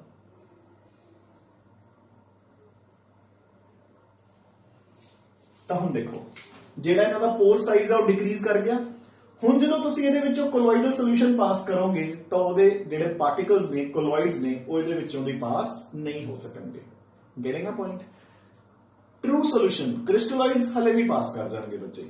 ਸੋ ਆਪਾਂ ਕੀ ਕਹਿਣਾ ਚਾਹ ਰਹੇ ਹਾਂ ਕਿ ਸਸਪੈਂਸ਼ਨਸ ਨੂੰ ਤੁਸੀਂ ਆਰਡੀਨਰੀ ਫਿਲਟਰ ਪੇਪਰ ਨਾਲ ਹੀ ਪਾਸ ਕਰ ਸਕਦੇ ਹੋ, ਮਤਲਬ ਅਲੱਗ-ਅਲੱਗ ਕਰ ਸਕਦੇ ਹੋ। ਇਸ ਨੂੰ ਅਲਟਰਾ ਫਿਲਟਰਸ ਦੇ ਨਾਲ, ਤੇ ਇਸ ਨੂੰ ਆਪਾਂ ਅਲੱਗ ਕਰ ਹੀ ਨਹੀਂ ਸਕਦੇ। ਤਾਂ ਦੇਖੋ ਅਗੇਨ ਇਸ ਦੀ ਪ੍ਰੋਪਰਟੀ ਵਿਚਕਾਰ ਆ ਗਈ ਸੈਟਲਿੰਗ ਆਫ ਪਾਰਟੀਕਲਸ, ਕਿ ਜਿਹੜੇ ਕ੍ਰਿਸਟਲੋਇਡਸ ਦੇ ਪਾਰਟੀਕਲਸ ਨੇ ਉਹ ਆਪਾਂ ਸੈਟਲ ਕਰਾ ਸਕਦੇ ਹਾਂ ਕਿ ਨਹੀਂ। ਨਹੀਂ, ਦੇਖੋ ਮੈਂ ਕ੍ਰਾਸ ਕੀਤਾ ਹੋਇਆ ਤਾਂ ਉਹ ਪੋਸੀਬਲ ਹੀ ਨਹੀਂ ਹੈ ਬੱਚੇ। ਇੱਥੇ ਆਪਾਂ ਨੂੰ ਕੁਝ ਵੀ ਕਰਨ ਦੀ ਲੋੜ ਨਹੀਂ ਹੈ, ਉਹ ਗ੍ਰੈਵਿਟੀ ਦੇ ਨਾਲ ਆਪਣੇ ਆਪ ਸੈਪਰੇਟ ਆਊਟ ਹੋ ਜਾਣਗੇ। ਇੱਥੇ ਆਪਾਂ ਸੈਂਟਰੀਫਿਊਗੇਸ਼ਨ ਕਰਕੇ ਉਸ ਨੂੰ ਸੈਪਰੇਟ ਆਊਟ ਕਰਾਂਗੇ, ਉਹ ਆਪਾਂ ਪਹਿਲਾਂ ਹੀ ਕਰ ਚੁੱਕੇ ਹਾਂ। ਵਿਜ਼ਿਬਿਲਿਟੀ, ਆਪਾਂ ਉਹਨਾਂ ਦੇ ਪਾਰਟੀਕਲਸ ਨੂੰ ਦੇਖ ਸਕਦੇ ਹਾਂ ਕਿ ਨਹੀਂ ਦੇਖ ਸਕਦੇ। ਸੋ ਬੱਚੇ ਆਪਾਂ ਕਦੇ ਵੀ ਟਰੂ ਸੋਲੂਸ਼ਨਸ ਦੇ ਪਾਰਟੀਕਲਸ ਨੂੰ ਨਹੀਂ ਦੇਖ ਸਕਦੇ। ਦੇ ਆਰ ਟੋਟਲੀ ਟ੍ਰਾਂਸਪੇਰੈਂਟ। ਅਗਰ ਆਪਾਂ ਇੱਕ ਟਾਰਚ ਮਾਰੀਏ, ਟਾਰਚ ਮਾਰ ਕੇ ਉਸ ਦੇ ਵਿੱਚੋਂ ਦੀ ਉਹ ਨਿਕਲ ਜੂਗੀ, ਪਾਸ ਹੋ ਜੂਗੀ। ਲੈਟ ਇਟ ਬੀ ਇੱਥੇ ਤੁਹਾਡਾ ਸੋਲੂਸ਼ਨ ਪਿਆ, ਇੱਥੇ ਟਾਰਚ ਹੈ, ਉਹ ਸਾਹਮਣੇ ਵਾਲੀ ਦੀਵਾਰ ਤੇ ਉਹ ਲਾਈਟ ਉਦਾਂ ਦੀ ਉਦਾਂ ਪਏਗੀ, ਉਸੇ ਡਾਇਮੀਟਰ 'ਚ ਪਏਗੀ। ਤਾਂ ਇਟ ਮੀਨਸ ਜਿਹੜੇ ਕ੍ਰਿਸਟਲੋਇਡਸ ਦੇ ਪਾਰਟੀਕਲਸ ਨੇ ਉਹ ਇੰਨੇ ਛੋਟੇ ਨੇ ਕਿ ਉਹ ਲਾਈਟ ਦੇ ਰਸਤੇ 'ਚ ਆ ਹੀ ਨਹੀਂ ਰਹੇ ਬੱਚੇ। They are not stopping the light, so they can not be visible ਕਿਸੇ ਵੀ ਤਰੀਕੇ ਨਾਲ। ਸਸਪੈਂਸ਼ਨਸ, ਪਹਿਲੀ ਗੱਲ ਤਾਂ ਉਹ ਨੇਕਡ ਆਈਜ਼ ਨਾਲ ਹੀ ਦਿਖ ਜਾਣਗੇ ਆਪਾਂ ਨੂੰ, ਹਨਾ। ਬਟ ਆਪਾਂ ਕੱਲੀ ਸੈਂਡ ਦੀ ਐਗਜ਼ਾਮਪਲ ਹੀ ਨਹੀਂ ਨਾ ਲੈ ਸਕਦੇ, ਹੋਰ ਵੀ ਬਹੁਤ ਸਾਰੀਆਂ ਸਸਪੈਂਸ਼ਨਸ ਹੋਣਗੀਆਂ। ਤਾਂ they can be visible under naked eyes. ਅਗਰ ਆਪਾਂ ਨੂੰ ਆਈਜ਼ ਨਾਲ ਨਹੀਂ ਦਿਖ ਰਹੇ ਤਾਂ ਸਿੰਪਲ ਮਾਈਕਰੋਸਕੋਪ ਇਜ਼ ਸਫੀਸ਼ੀਐਂਟ, ਠੀਕ ਹੈ ਨਾ। ਜਦਕਿ ਇੱਥੇ ਆਪਾਂ ਨੂੰ ਆਈਜ਼ ਨਾਲ ਵੀ ਨਹੀਂ ਦਿਖਣਗੇ, ਸਿੰਪਲ ਮਾਈਕਰੋਸਕੋਪ ਨਾਲ ਵੀ ਨਹੀਂ ਦਿਖਣਗੇ, ਅਲਟਰਾ ਮਾਈਕਰੋਸਕੋਪਸ ਨਾਲ ਆਪਾਂ ਉਸ ਨੂੰ ਦੇਖ ਸਕਦੇ ਹਾਂ। ਤੁਸੀਂ 10th ਤੱਕ ਇੱਕ ਪ੍ਰੋਪਰਟੀ ਪੜ੍ਹੀ ਹੋਣੀ ਹੈ, ਟਿੰਡਲ ਇਫੈਕਟ। ਸੋ ਟਿੰਡਾਲ ਇਫੈਕਟ ਕੀ ਹੁੰਦਾ ਹੈ ਕਿ ਜਿਹੜੇ ਲਾਈਟ ਰੇਜ਼ ਨੇ, ਕੋਲੋਇਡਸ ਦੇ ਪਾਰਟੀਕਲਸ ਉਸ ਨੂੰ ਸਕੈਟਰ ਕਰ ਦਿੰਦੇ ਨੇ, scattering of light. Scattering of light ਦਾ ਹੀ ਇੱਕ ਫਿਨੋਮੀਨਨ ਹੁੰਦਾ ਹੈ ਜਿਸ ਨੂੰ ਆਪਾਂ ਕਹਿੰਦੇ ਆ ਬੱਚੇ ਰੇਨਬੋ ਬਣਨਾ, ਸਕਾਈ ਅਪੀਅਰਸ ਬਲੂ, ਠੀਕ ਹੈ ਨਾ। ਸੋ ਲਾਈਟ ਦੀ ਜਿਹੜੀ ਸਕੈਟਰਿੰਗ ਹੈ ਉਹ ਹੋਣ ਕਰਕੇ ਆਪਾਂ ਨੂੰ ਜਿਹੜੇ ਕੋਲੋਇਡਸ ਦੇ ਪਾਰਟੀਕਲਸ ਨੇ ਉਹ ਦਿਖਦੇ ਨੇ। ਤਾਂ ਜਿਹੜਾ ਅਲਟਰਾ ਮਾਈਕਰੋਸਕੋਪ ਹੈ it is also based upon Tyndall effect. ਆਪਾਂ ਅੱਗੇ ਕਰਾਂਗੇ ਚੈਪਟਰ ਦੇ ਵਿੱਚ ਕਿ what do you mean by Tyndall effect. And again ਫਿਲਹਾਲ ਜਸਟ ਆਪਾਂ ਓਵਰਵਿਊ ਕਰ ਰਹੇ ਹਾਂ। ਤਾਂ ਅਗੇਨ ਦੇਖੋ ਇਹ ਵਿਚਕਾਰ ਹੈ, ਇਹਨਾਂ ਨੂੰ ਤੁਸੀਂ ਦੇਖ ਹੀ ਨਹੀਂ ਸਕਦੇ। ਇਹ ਆਈਜ਼ ਨਾਲ ਜਾਂ ਸਿੰਪਲ ਮਾਈਕਰੋਸਕੋਪ ਨਾਲ ਦਿਖ ਜਾਂਦੇ ਨੇ, ਇਹ ਅਲਟਰਾ ਮਾਈਕਰੋਸਕੋਪ ਨਾਲ ਦਿਖਦੇ ਆ, ਠੀਕ ਹੈ। ਨਾਓ ਆਵਲਾ ਪ੍ਰੋਪਰਟੀ ਦਾ ਆਪਾਂ ਨਾਲ ਹੀ ਡਿਸਕਸ ਕਰ ਲਈ। ਸੋ ਦੇ ਆਰ ਟੋਟਲੀ ਟ੍ਰਾਂਸਪੇਰੈਂਟ, ਆਪਾਂ ਉਹਨਾਂ ਦੇ ਵਿੱਚੋਂ ਬਿਲਕੁਲ ਕਲੀਅਰਲੀ ਆਰ ਪਾਰ ਦੇਖ ਸਕਦੇ ਹਾਂ। They are ਓਪੇਕ। ਹੁਣ ਅਗਰ ਇੱਥੇ ਇੱਕ ਸੈਂਡ ਦਾ ਸੋਲੂਸ਼ਨ ਪਿਆ ਪਾਣੀ 'ਚ, ਤੁਸੀਂ ਲਾਈਟ ਮਾਰੋਗੇ ਤਾਂ ਲਾਈਟ ਆਰ ਪਾਰ ਨਹੀਂ ਜਾਏਗੀ ਕਿਉਂਕਿ ਉਹਨਾਂ ਦੇ ਪਾਰਟੀਕਲਸ ਵੱਡੇ ਨੇ, ਤਾਂ ਉਹ ਲਾਈਟ ਨੂੰ ਰੋਕ ਲਾਣਗੇ। ਕੋਲੋਇਡਲ ਨਾਓ ਅਗੇਨ ਵਿਚਕਾਰ, they are generally transparent. Generally ਦਾ ਮਤਲਬ ਕੀ ਹੈ ਬੱਚੇ, ਹਮੇਸ਼ਾ ਨਹੀਂ ਆਪਾਂ ਕਹਿ ਸਕਦੇ। ਐਂਡ ਦੂਸਰੀ ਗੱਲ, ਜਿਸ ਚੋਂ ਲਾਈਟ ਪਾਸ ਕਰੇਗੀ ਤਾਂ ਬਿਲਕੁਲ ਆਰ ਪਾਰ ਨਹੀਂ ਜਾਏਗੀ, ਥੋੜੀ ਬਹੁਤ ਤਾਂ ਉਹ ਡਿਸਟਰਬ ਹੋਏਗੀ। So they are totally transparent, they are totally opaque. ਇਹ ਵਿਚਕਾਰ ਆ ਗਏ ਬੱਚੇ, ਠੀਕ ਹੈ ਨਾ। ਸੋ ਇਹ ਜਿੰਨੀਆਂ ਵੀ ਪ੍ਰੋਪਰਟੀਜ਼ ਆਪਾਂ ਨੇ ਪੜ੍ਹੀਆਂ ਨੇ, ਠੀਕ ਹੈ ਨਾ, ਇਹਨਾਂ ਤੋਂ ਆਪਾਂ ਨੂੰ ਕਲੀਅਰਲੀ ਦਿਖ ਰਿਹਾ ਹੈ ਕਿ ਕੋਲੋਇਡਸ ਦੀਆਂ ਪ੍ਰੋਪਰਟੀਜ਼ ਸਸਪੈਂਸ਼ਨ ਤੇ ਸੋਲੂਸ਼ਨਸ ਦੇ ਵਿਚਕਾਰ ਆਉਂਦੀਆਂ ਨੇ, ਠੀਕ ਹੈ ਨਾ। ਆਪਾਂ ਕੁਝ ਹੋਰ ਪ੍ਰੋਪਰਟੀਜ਼ ਵੀ ਪੜ੍ਹਦੇ ਹਾਂ ਹੁਣ, ਜਿਹਦੇ ਨਾਲ ਫਰਦਰ ਇਹੀ ਚੀਜ਼ ਆਪਾਂ ਹੋਰ ਸਟਰੋਂਗਲੀ ਕਲੀਅਰ ਕਰ ਪਾਵਾਂਗੇ। So the next property is Tyndall effect. So ਬੱਚੇ ਆਪਾਂ ਨੇ ਹੁਣੇ ਕੀਤਾ ਹੈ ਸਕੈਟਰਿੰਗ ਆਫ ਲਾਈਟ, ਹੈ ਨਾ। ਸੋ ਟਰੂ ਸੋਲੂਸ਼ਨਸ ਉਹ ਟਿੰਡਾਲ ਇਫੈਕਟ ਸ਼ੋ ਨਹੀਂ ਕਰਦੇ। ਇਹ ਸਾਰੀਆਂ ਪ੍ਰੋਪਰਟੀਜ਼ ਆਪਾਂ ਅੱਗੇ ਡਿਟੇਲ ਚ ਪੜ੍ਹਨੀਆਂ ਨੇ, ਇੱਥੇ ਆਪਾਂ ਜਸਟ ਸਮ ਅਪ ਕੀਤੀਆਂ ਹੋਈਆਂ। ਇਹ ਨੋਟਸ ਦੇ ਵਿੱਚ ਬੱਚੇ ਚਾਰਟ ਵੀ ਬਣਿਆ ਹੋਇਆ, ਤੁਸੀਂ ਉੱਥੋਂ ਰਿਵਾਈਜ਼ ਕਰ ਸਕਦੇ ਹੋ। ਸੋ ਟਿੰਡਲ ਇਫੈਕਟ ਟਰੂ ਸੋਲੂਸ਼ਨਸ ਸ਼ੋ ਨਹੀਂ ਕਰਦੇ। ਸਸਪੈਂਸ਼ਨਸ ਤੇ ਕੋਲੋਇਡਲ ਸੋਲਸ ਸੋਲੂਸ਼ਨਸ ਸ਼ੋ ਕਰਨਗੇ। ਰੀਜ਼ਨ ਸੇਮ ਹੈ ਕਿਉਂਕਿ ਇਹਨਾਂ ਦੇ ਪਾਰਟੀਕਲ ਸਾਈਜ਼ ਇੰਨੇ ਹੁੰਦੇ ਨੇ ਕਿ ਉਹ ਲਾਈਟ ਨੂੰ ਆਬਸਟਰਕਟ ਕਰਕੇ ਉਸ ਨੂੰ ਕੀ ਕਰ ਦਿੰਦੇ ਨੇ ਬੱਚੇ, ਸਕੈਟਰ ਕਰ ਦਿੰਦੇ ਨੇ, ਜਦਕਿ ਇਹਨਾਂ ਦੇ ਪਾਰਟੀਕਲਸ ਇੰਨੇ ਛੋਟੇ ਹੁੰਦੇ ਨੇ ਕਿ ਇਹ ਲਾਈਟ ਨੂੰ ਆਬਸਟਰਕਟ ਹੀ ਨਹੀਂ ਕਰ ਸਕਦੇ। ਜਦੋਂ ਆਬਸਟਰਕਟ ਨਹੀਂ ਕਰ ਸਕਦੇ ਤਾਂ ਸਕੈਟਰ ਵੀ ਨਹੀਂ ਕਰ ਸਕਣਗੇ। Next is diffusion of particles. ਤਾਂ ਬੱਚੇ ਦੇਖੋ ਜੋ ਸਸਪੈਂਸ਼ਨਸ ਹੈ ਉਹਨਾਂ ਦਾ ਡਿਫਿਊਜ਼ਨ ਪੋਸੀਬਲ ਹੀ ਨਹੀਂ ਹੈ। ਡਿਫਿਊਜ਼ ਕਰਨਾ ਕੀ ਹੁੰਦਾ ਹੈ, ਆਪਣੀ ਹਾਈ ਕਨਸੈਂਟ੍ਰੇਸ਼ਨ ਤੋਂ ਲੋ ਕਨਸੈਂਟ੍ਰੇਸ਼ਨ ਵੱਲ ਜਾਣਾ, ਜਿੰਨੀ ਦੇਰ ਤੱਕ ਆਪਣੀ ਕਨਸੈਂਟ੍ਰੇਸ਼ਨ ਸਾਰੇ ਪਾਸੇ ਸੇਮ ਨਹੀਂ ਹੋ ਜਾਂਦੀ। ਜਦਕਿ ਸਸਪੈਂਸ਼ਨਸ ਦਾ ਉਲਟ ਹੈ, ਉਹ ਤਾਂ ਸੈਟਲ ਡਾਊਨ ਹੋ ਕੇ ਨੀਚੇ ਬੈਠ ਜਾਂਦੇ ਨੇ, ਇੱਕ ਜਗ੍ਹਾ ਤੇ ਇਕੱਠੇ ਹੋ ਜਾਂਦੇ ਨੇ। ਅਗੇਨ ਦ ਰੀਜ਼ਨ ਬੀਇੰਗ ਕਿ ਉਹਨਾਂ ਦਾ ਪਾਰਟੀਕਲ ਸਾਈਜ਼ ਬਹੁਤ ਛੋਟਾ ਹੈ। ਆਪਾਂ ਕੀ ਪੜ੍ਹਦੇ ਹੁੰਦੇ ਆ ਕਿ ਜਿੰਨਾ ਪਾਰਟੀਕਲ ਸਾਈਜ਼ ਛੋਟਾ ਹੋਊਗਾ ਉਨੀ ਉਹਦੀ ਮੂਵਮੈਂਟ ਈਜ਼ੀ ਹੋਊਗੀ ਕਿਉਂਕਿ ਉਹ ਹਲਕਾ ਹੋਊਗਾ। ਹਾਂਜੀ, ਜਿਹੜੇ ਸੋਲ ਨੇ ਉਹ ਸਲੋਲੀ ਡਿਫਿਊਜ਼ ਕਰਨਗੇ, ਇਹ ਤਾਂ ਬਹੁਤ ਰੈਪਿਡਲੀ ਡਿਫਿਊਜ਼ ਕਰਨਗੇ ਬੱਚੇ। ਜੇ ਕੋਈ ਛੋਟੇ ਪਾਰਟੀਕਲਸ ਹੈ ਤੇ ਜਲਦੀ ਜਲਦੀ ਡਿਫਿਊਜ਼ ਕਰਦੇ ਰਹਿਣਗੇ। ਸੋ ਅਗੇਨ ਦੇਖੋ ਇਹਨਾਂ ਦੀ ਡਿਫਿਊਜ਼ਨ ਬਹੁਤ ਫਾਸਟ, ਇਹਨਾਂ ਦੀ ਹੁੰਦੀ ਹੀ ਨਹੀਂ, ਇਹਨਾਂ ਦੀ ਸਲੋਲੀ ਹੁੰਦੀ ਹੈ। ਅਗੇਨ ਵਿਚਕਾਰ ਆ ਗਈ property. And the next property is Brownian movement. So ਤੁਸੀਂ ਪੜਿਆ ਹੋਣਾ ਜੂਨੀਅਰ ਕਲਾਸਿਸ ਦੇ ਵਿੱਚ zigzag motion of the colloidal particles। ਮੈਂ ਤੁਹਾਨੂੰ ਕਲਾਸਿਕਲ ਐਗਜ਼ਾਮਪਲ ਦਿੰਦਾ ਹੈ ਦੋਨੋਂ ਚੀਜ਼ਾਂ ਦੀ। ਦੇਖੋ ਬੱਚੇ ਇਹ ਜਿਹੜਾ ਆਪਾਂ ਨੇ ਚਾਰਟ ਕੀਤਾ ਹੈ ਇਹਦੇ ਵਿੱਚ ਦੋ ਪ੍ਰੋਪਰਟੀਜ਼ ਆਰ ਸ਼ੋਰਟ ਕੁਐਸਚਨਸ, ਇੱਕ ਟਿੰਡਾਲ ਇਫੈਕਟ ਐਂਡ ਇੱਕ ਬ੍ਰਾਊਨੀਅਨ ਮੂਵਮੈਂਟ। ਦੋਨਾਂ ਵਿੱਚ ਇੱਕ ਕੁਐਸਚਨ ਪੱਕਾ ਆਉਂਦਾ ਹੀ ਆਉਂਦਾ ਹੈ ਤੇ ਮੈਂ ਤੁਹਾਨੂੰ ਦੋਨੋਂ ਹੀ ਪ੍ਰੋਪਰਟੀਜ਼ ਇੱਕੋ ਸਿੰਪਲ ਐਗਜ਼ਾਮਪਲ ਨਾਲ ਸਮਝਾਉਣਾ ਹੈ ਜਾਂ ਐਗਜ਼ੈਂਪਲੀਫਾਈ ਕਰਦਾ ਪਹਿਲਾਂ। ਜਦੋਂ ਆਪਾਂ ਟੌਪਿਕ ਨੂੰ ਅੱਗੇ ਫਰਦਰ ਪੜਾਂਗੇ ਚੈਪਟਰ ਦੇ ਵਿੱਚ ਉਦੋਂ ਜ਼ਿਆਦਾ ਕਲੀਅਰ ਹੋ ਜਾਏਗਾ। ਸੋ ਤੁਸੀਂ ਦੇਖਿਆ ਹੋਵੇਗਾ ਕਿ ਜਦੋਂ ਆਪਾਂ ਇੱਕ ਬੰਦ ਰੂਮ ਦੇ ਵਿੱਚ ਜਾਂਦੇ ਆ, ਮਤਲਬ ਕੋਈ ਸਟੋਰ ਰੂਮ ਹੁੰਦਾ ਆਪਣੇ ਘਰਾਂ ਦੇ ਵਿੱਚ ਜਾਂ ਕੋਈ ਐਸਾ ਕਮਰਾ ਜਿਹਨੂੰ ਕਦੇ ਹੀ ਆਪਾਂ ਨੂੰ ਕੋਈ 2 4 5 ਮਹੀਨਿਆਂ ਬਾਅਦ ਖੋਲਣ ਦਾ ਮੌਕਾ ਮਿਲਦਾ, ਤਾਂ ਤੁਸੀਂ ਦੇਖਿਆ ਹੋਊਗਾ ਕਿ ਜਿਹੜੇ ਇਦਾਂ ਦੇ ਰੂਮਸ ਹੁੰਦੇ ਨੇ ਉਹ ਨਾਰਮਲੀ ਸਾਲ ਦੇ ਵਿੱਚ ਦੀਵਾਲੀ ਗੁਰਪੁਰਬ ਵਾਲੀ ਸਫਾਈ ਹੁੰਦੀ ਹੈ ਉਹਨਾਂ ਦੀ, ਹਨਾ। ਸੋ ਦੇਖੋ ਜਦੋਂ ਆਪਾਂ ਉਸ ਰੂਮ ਨੂੰ ਖੋਲਦੇ ਆ, ਲੈਟ ਇਟ ਬੀ ਕਿ ਉਸਦੇ ਮਤਲਬ ਦੀਵਾਰ ਦੇ ਉੱਪਰਲੇ ਪੁਆਇੰਟ ਤੇ ਸਪੋਜ਼ ਕੋਈ ਰੋਸ਼ਨਦਾਨ ਲੱਗਿਆ ਹੋਇਆ, ਹਨਾ। ਤਾਂ ਜਦੋਂ ਆਪਾਂ ਦਰਵਾਜ਼ਾ ਖੋਲਦੇ ਹਾਂ ਉਸ ਰੋਸ਼ਨਦਾਨ ਚੋਂ ਸਨਲਾਈਟ ਅੰਦਰ ਆਊਗੀ। ਤਾਂ ਦੇਖੋ ਅਗਰ ਉਹ ਰੋਸ਼ਨਦਾਨ ਦਾ ਸਾਈਜ਼ ਇੰਨਾ ਹੈ ਤਾਂ ਪਹਿਲਾਂ ਹੁਣ ਤੁਸੀਂ ਸੋਚੋ, ਅਗਰ ਉਸਦਾ ਸਾਈਜ਼ ਇੰਨਾ ਹੈ ਤਾਂ ਲਾਈਟ ਬਿਲਕੁਲ ਆਈ ਜਾ ਕੇ ਗਿਰਦੀ ਹੈ ਕਿ ਆਈ ਜਾ ਕੇ ਗਿਰਦੀ ਹੈ ਕਿ ਐ ਵਾਈਡ ਹੁੰਦੀ ਰਹਿੰਦੀ ਹੈ। ਸੋ ਦੋਨਾਂ ਵਿੱਚੋਂ ਕਿਹੜਾ ਸੀਨ ਹੁੰਦਾ ਤੁਸੀਂ ਦੇਖਿਆ ਤਾਂ ਹੋਊਗਾ ਹੀ, ਹਨਾ। ਸੋ ਅਗਰ ਰੋਸ਼ਨਦਾਨ ਦੀ ਡਾਇਆਮੀਟਰ ਇੰਨੀ ਹੈ ਤਾਂ ਉਹ ਬਿਲਕੁਲ ਆਈ ਜਾ ਕੇ ਸਾਹਮਣੇ ਦੀਵਾਰ ਤੇ ਪੈਂਦੀ ਹੈ ਜਾਂ ਡਿਕਰੀਜ਼ ਕਰ ਜਾਂਦੀ ਹੈ ਜਾਂ ਵੱਧ ਜਾਂਦੀ ਹੈ। ਸੋ ਉਹ ਏਦਾਂ ਜਾ ਕੇ ਲਾਈਟ ਸਕੈਟਰ ਹੁੰਦੀ ਹੈ ਬੱਚੇ, ਠੀਕ ਹੈ ਨਾ। That is called Tyndall effect. ਉਹ ਕਿਵੇਂ ਹੁੰਦੀ ਹੈ ਕਿਉਂਕਿ ਜਿਹੜੇ ਰੋਸ਼ਨਦਾਨ ਦੇ ਵਿੱਚ ਬਿਲਕੁਲ ਫਾਈਨ ਡਸਟ ਪਾਰਟੀਕਲਸ ਹੁੰਦੇ ਨੇ, ਤੁਸੀਂ ਦੇਖਿਆ ਹੋਊਗਾ। ਚਲੋ ਉਹ ਡਸਟ ਪਾਰਟੀਕਲਸ ਦੇ ਨਾਲ ਆਪਣੀ ਬ੍ਰਾਊਨੀਅਨ ਮੂਵਮੈਂਟ ਵੀ ਕਲੀਅਰ ਹੋ ਜਾਂਦੀ ਹੈ। ਜਦੋਂ ਆਪਾਂ ਰੋਸ਼ਨਦਾਨ ਵੱਲ ਦੇਖਦੇ ਹਾਂ ਡਸਟ ਪਾਰਟੀਕਲਸ ਉੱਥੇ ਐਂ ਕਰੀ ਜਾਂਦੇ ਹੁੰਦੇ ਨੇ, ਤੁਸੀਂ ਦੇਖਿਆ ਹੋਊਗਾ ਨਾ, ਬਿਲਕੁਲ ਐਵੇਂ ਕਰੀ ਜਾ ਰਹੇ ਹੁੰਦੇ ਨੇ। ਤਾਂ ਉਹ ਕੀ ਹੈ, ਉੱਥੇ ਜਿਹੜੀ ਹਵਾ ਹੈਗੀ ਹੈ that is acting as dispersion media, ਜਿਹਨੂੰ ਆਪਾਂ ਸੋਲਵੈਂਟ ਕਹਿੰਦੇ ਆ ਸੋਲੂਸ਼ਨ ਦੇ ਕੇਸ 'ਚ। ਤੇ ਜਿਹੜੇ ਉਹ ਡਸਟ ਪਾਰਟੀਕਲਸ ਨੇ ਉਹ ਇੰਨੇ ਫਾਈਨ ਨੇ, ਉਹ ਸਸਪੈਂਸ਼ਨ ਜਿੰਨੇ ਵੱਡੇ ਵੀ ਨਹੀਂ ਹੈ ਤੇ ਕ੍ਰਿਸਟਲਾਇਡ ਜਿੰਨੇ ਛੋਟੇ ਵੀ ਨਹੀਂ ਹੈ। They are acting as a dispersed phase ਤੇ ਉਹ ਲਗਾਤਾਰ ਇਹ ਮੂਵ ਕਰੀ ਜਾ ਰਹੇ ਨੇ in all the directions and they are scattering that light.